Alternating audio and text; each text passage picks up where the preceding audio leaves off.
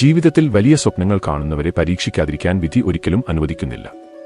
അങ്ങനെ തന്നെയായിരുന്നു അർജന്റീനയിലെ ഒരു ചെറുപട്ടണത്തിൽ ജനിച്ച ഒരു കൊച്ചു ബാലന്റെ ജീവിതവും. 1987 ജൂൺ 24 അർജന്റീനയിലെ ഒരു ചെറിയ പട്ടണമായ റോസാരിയോയിൽ ഒരു കുട്ടി ജനിച്ചു. ചെറിയ വയസ്സിൽ തന്നെ അവന് ഒരു വളർച്ചാസംബന്ധിയായ രോഗം കണ്ടെത്തി. ഉയരം വളരാതെ ശരീരബലം കുറവായ അവസ്ഥ. പക്ഷേ വിധി നമ്മെ പരീക്ഷിക്കുമ്പോഴാണ് നമ്മിൽ നിന്നും യഥാർത്ഥ ശക്തി പുറത്തുവരുന്നത്. ആ കുട്ടി കരഞ്ഞില്ല. പകരം ഒരു തീരുമാനമെടുത്തു. എനിക്ക് ദൈവം നൽകിയ പ്രതിഭയെ ഞാൻ ഈ ലോകത്തിന് കാണിച്ചു കൊടുക്കും. ഫുട്ബോളിന്റെ ചരിത്രം എഴുതുമ്പോൾ ലോകം ഒരിക്കൽ പോലും മറക്കാത്ത ഒരു പേരുണ്ട്. അവൻ കളിക്കുന്നതല്ല, അവൻ കളിയെ കലാപ്രകടനമാക്കുന്നു. പ്രേക്ഷകരുടെ കണ്ണിൽ സ്വപ്നമായി, എതിരാളികളുടെ മനസ്സിൽ ഭയം ആയി, ആരാധകരുടെ ഹൃദയത്തിൽ ദൈവമായി മാറിയ ആ മനുഷ്യൻ, the greatest of all time, Lionel Andrés Messi.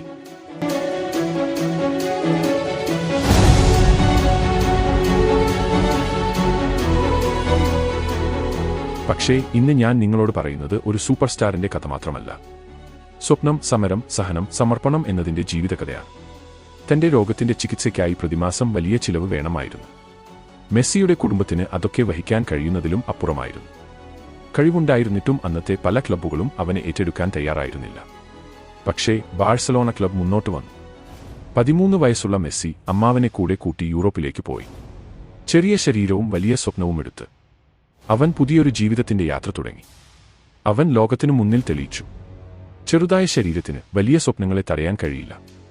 Football ചരിത്രത്തിൽ ഒരിക്കലും മാഞ്ഞു പോകാത്തൊരു പേര്.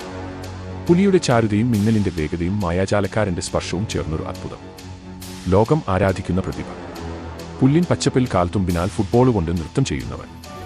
ഇന്ന് ജനകോടികളുടെ ഹൃദയത്തിലെ പൊന്തൂവൻ. അയാൾ ഫുട്ബോളിന്റെ രാജാവ്.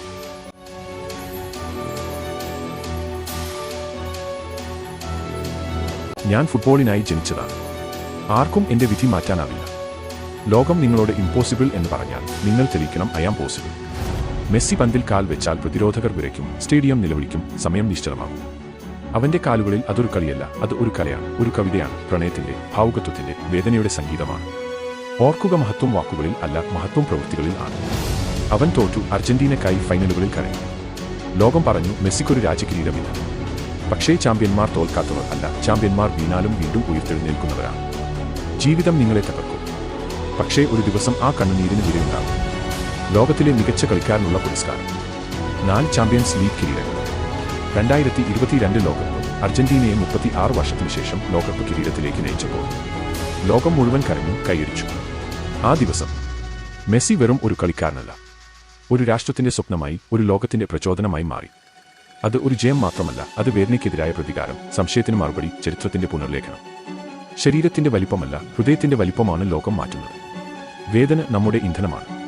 വിമർശകരോട് മറുപടി പറയേണ്ടതില്ല, നമ്മുടെ വിജയം തന്നെയാണ് മറുപടി. മഹത്വം കിരീടങ്ങളിൽ അല്ല, ഒരിക്കലും കീഴടങ്ങാത്ത മനസ്സിലാണ്. മെസ്സി ഒരു കളിക്കാരൻ മാത്രമല്ല, മെസ്സി ഒരു വികാരമാണ്. ജീവിതത്തിൽ ഓരോരുത്തർക്കും ഒരു വേൾഡ് കപ്പ് നിമിഷം കാത്തിരിക്കുന്നു. പിടിച്ചെടുക്കുക, സ്വന്തമാക്കുക. നിങ്ങളുടെ ജീവിതത്തിലെ മെസ്സിയായി മാറുക. സ്വപ്നം സാക്ഷാത്കരിക്കാൻ വൈകിയേക്കാം, പക്ഷേ ഒരിക്കലും സ്വപ്നം ഉപേക്ഷിക്കരുത്.